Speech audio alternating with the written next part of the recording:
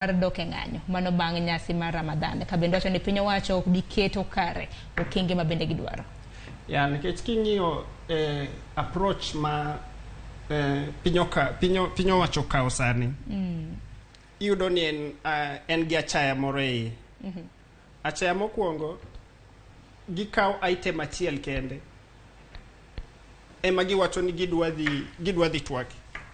Mano wach mar IEBC. To kacha wantie gi cost of living.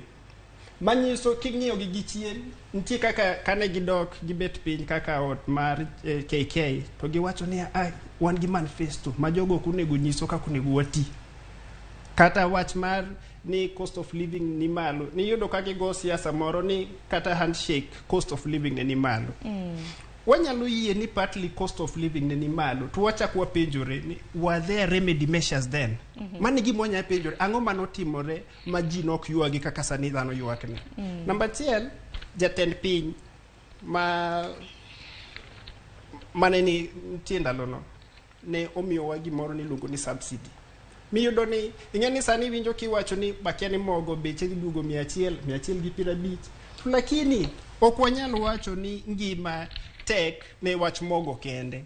Ngima tek nikech mogo ni stima, mor tedo, alot, transport, all these aspects miyo ngima obet matek.